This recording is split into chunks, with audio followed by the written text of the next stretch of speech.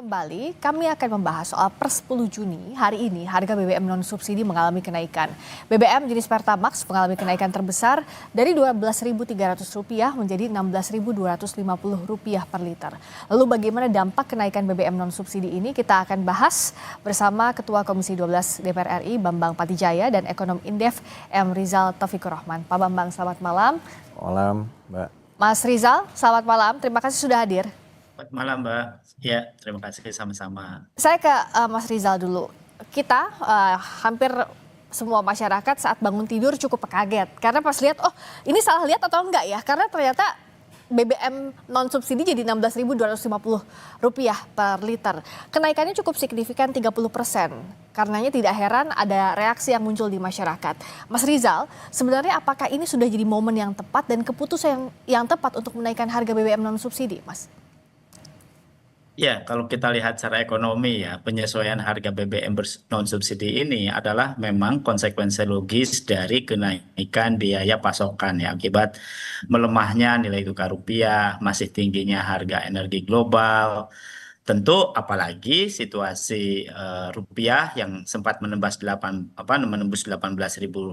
rupiah per US dollar, ditambah juga harga minyak dunia kan memang masih berada di level tinggi gitu, meskipun cenderung menurun, tetapi menahan harga terlalu lama justru akan memperbesar beban fiskal gitu ya, terutama di dalam mendistribusikan BBM non subsidi ini.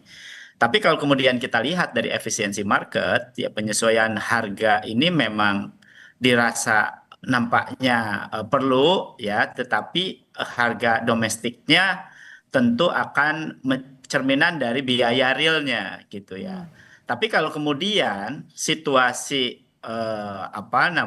kurs kemudian inflation imported, kemudian juga serta efisiensi market, maka kalau kemudian kita lihat dari perspektif ekonomi makro gitu ya, momentum kenaikan ini memang kalau saya katakan ideal ya belum ideal gitu ya. Karena mengapa? Karena daya beli masyarakat, pertama sisi daya beli masyarakat ya, sekarang itu kan sedang fase melemah gitu ya, yang tercermin dari melambatnya konsumsi rumah tangga katakanlah, atau juga penurunan indeks keyakinan konsumen nih ya, dari 1, 2, 3 di bulan April ya, kemudian Mei kan turun gitu ya, itu juga mencerminkan itu.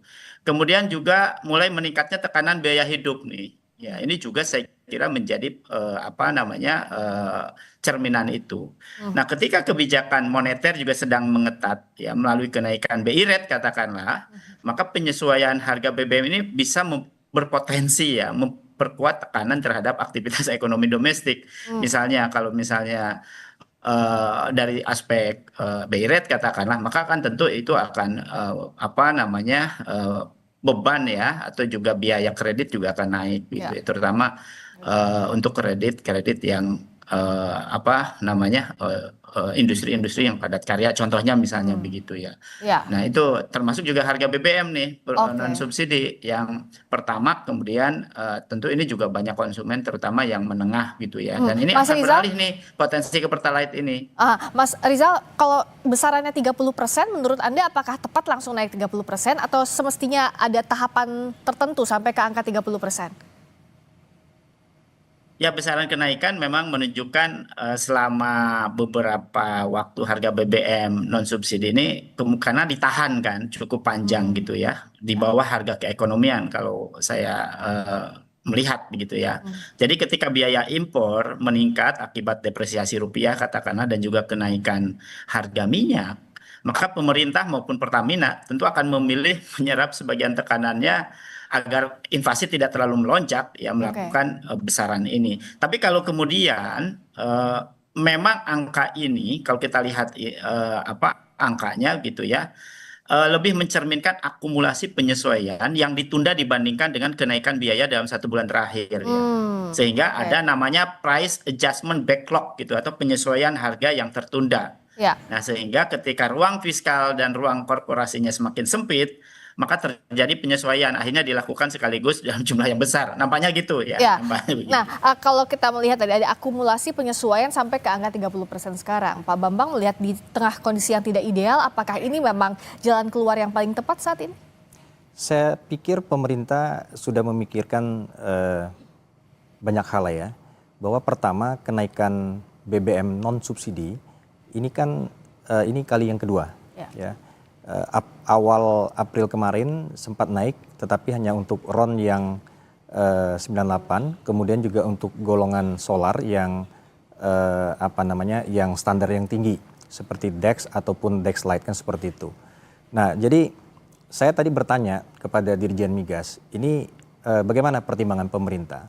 Pemerintah sebetulnya memberikan satu kebijakan yang memang ketika pun ada kenaikan seperti dijelaskan oleh Mas Rizal tadi, ini sebetulnya tidak membuat kaget, tidak membuat situasi menjadi tidak pas seperti itu. Kita tahu walaupun ini adalah merupakan BBM non subsidi, ya, artinya ditujukan kepada masyarakat yang mampu, tetapi juga jangan membebani sekaligus seperti itu. Dan kita tahu bahwa sebetulnya memang ya sesuai dengan judul pembahasan kita, antara Pertamax RON 92 dengan Pertalite ini sebetulnya beda-beda tipis tadi ya, seperti itu. Karena sebetulnya yang RON 92 ini kan ya masyarakat kelas menengah ya. Dan memang kekhawatiran kita seperti tadi dibahas oleh Mas Rizal itu apakah ada pergeseran nantinya seperti itu. Nah, saya pikir semua hal sudah dihitung. Tadi saya juga berbicara dengan Kepala BP Migas ya, Bapak Wahyudi Anas. Saya bertanya, ini terkait dengan kuota Pertalite kita seperti apa? Karena beralih ke Pertalite. Ya, kita harus hitung-hitung seperti itu. Per hari ini stok nasional untuk Pertalite adalah untuk 18 hari. Pengertian 18 hari itu bukan artinya 18 hari habis, tapi barang ini kan ngisi terus. Nah, kemudian dari segi kuota yang didasari pada apa yang di dalam APBN 2026, kita masih ada saving itu sampai 627.000 KL. Sampai dengan per kemarin ya 8 Juni. Ini laporan dari BP Migas. Jadi artinya begini, artinya ketika pun terjadi shifting ya, ini tidak kagetan. Dalam artian dari segi si supply, pemerintah mampu. Dalam hal ini kan yang mendapat penugasan adalah Pertamina ya, Pertamina. Ya bagaimanapun juga ini kan Pertalite masuk di dalam golongan kompensasi seperti itu. Nah jadi secara umum ya ini dari sisi supply pemerintah sanggup.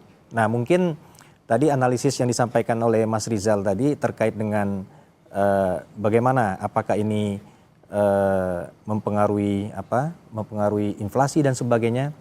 Ya saya pikir memang ini kan kalau kita lihat terkait dengan Pertamax ya, Pertamax ini kan memang peruntukannya untuk BBM kendaraan.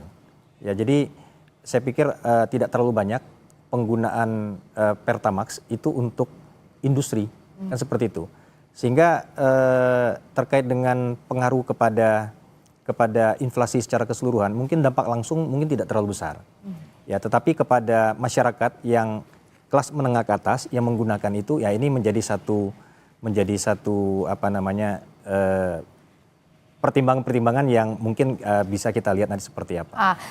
Karena kalau secara ekonomi makro tidak langsung berdampak, tidak berdampak kepada industri, Mas Rizal, tapi kan ini berdampak pada isi dompet kelas menengah terutama yang menggunakan Pertamax. Secara logisnya saat datang ke SPBU melihat wah harganya 16.250, otomatis kalau gajinya kan nggak langsung bertambah juga seiring dengan naiknya harga BBM. Pasti shiftingnya adalah ke Pertalite, itu yang paling logisnya dan terjadi dari pagi hingga saat ini Mas Rizal. Kalau pemerintah bilang masih cukup untuk kuota Pertalite sampai saat ini, tapi apa yang harus dihitung lagi? Karena kalau harganya tetap di 16.250 bukan tidak mungkin ya akan kembali lagi ke Pertalite meskipun selama ini sudah ada regulasi untuk mendapatkan Pertalite itu Mas Rizal. Iya, saya kira kemungkinan besar ya kenaikan harga Pertamax ini pasti ya meningkatkan substitusi konsumsinya ke Pertalite itu. karena sangat elastis ya permintaannya. Ya. Kan minyak itu elastis sekali perubahan harga, ya bagi harganya 30%. Dan berdasarkan perbedaan harganya juga cukup tinggi, terutama bagi tadi kelompok menengah yang sangat sensitif terhadap biaya transportasi. Memang betul ini nggak ke industri, gitu, secara tidak langsung tidak mendorong cost push inflation. Tapi perlu diingat ya, daya beli akan turun, padahal daya beli kelas menengah itu kontribusinya kan 60% ya terhadap konsumsi rumah tangga yang notabene hampir 50% kan terhadap PDB nasional. Nah, maka resikonya ini adalah bahwa kuota Pertalite yang tadi itu akan cepat habis tuh. Katakan tadi berapa hari? 16 hari atau 18 hari katakanlah.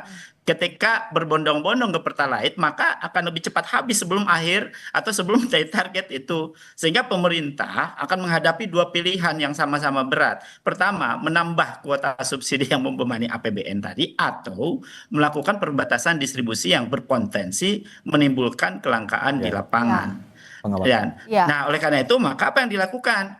Maka pemerintah harus memperkuat apa tadi, digitalisasi distribusi ya, atau juga tentu mekanisme yang tepat sasaran, katakanlah ya kalau bicara subsidi ya, melalui apa, sistem pencatatan kendaraan dan pembelian yang akurat. Tapi tentu di lapangan kan tidak mudah gitu ya, apa dengan barcode Pertamina, itu Pertamina atau bagaimana ya. Dan juga memperkuat pengawasan agar subsidi ini tepat sasaran. Ya, melalui apa, dan juga meningkatkan pengendalian penyalahgunaan tadi BBM subsidi oleh kendaraan yang sebenarnya mampu membeli BBM non subsidi. Jadi ini menjadi penting nih terkait dengan mekanisme ada shifting dari Pertamax ke Pertalite itu. Ya. Gitu. Pengawasannya gimana Pak Bambang artinya? Ya, jadi kan begini, sebetulnya yang terkait dengan produk subsidi dan kompensasi, jadi baik biosolar maupun Pertalite, ini kita sudah melakukan digitalisasi itu secara menyeluruh se-Indonesia sejak 2025. Jadi selama proses waktu berjalan ini kan transisi peralihan ya menuju kepada digitalisasi itu sudah berjalan. Saya selalu melakukan pengecekan. Terakhir tadi saya juga cek ke beberapa orang Pertamina ya di bagaimana situasi lapangan, bahwa sekarang hampir semua SPBU se-Indonesia itu sudah menggunakan digitalisasi dengan menggunakan barcode untuk pengisian Pertalite dan juga biosolar. Nah, jadi saya tanya, apakah masih ada perkecualian? Memang kadang-kadang pada daerah tertentu yang tidak punya sinyal, ya, atau mungkin 3T itu belum semuanya. Tetapi itu sangat minim, ya, belum semuanya dilakukan barcode. Nah, artinya apa? Artinya bahwa sebetulnya upaya untuk melakukan digitalisasi dalam rangka pengontrolan penyaluran ini sudah dijalankan oleh Pertamina dan kita tidak kagetan. Yang kagetan itu kan kalau baru 2 hari yang lalu atau mungkin minggu kemarin kita mau pakai digitalisasi, ini kan enggak. Nah, sehingga dengan demikian mau tidak mau ya masyarakat juga kita mohon partisipasinya. Bahwa BBM subsidi adalah yang betul-betul tepat sasaran dan memang orang yang seharusnya. Nah, jangan misalkan dalam proses pengajuan barcode, orang itu menggunakan, mobilnya mobil Honda Accord misalnya. Tapi ingin ngisi Pertalite, diuruskan barcode, kan tidak cocok. Sesuai dengan kemampuan.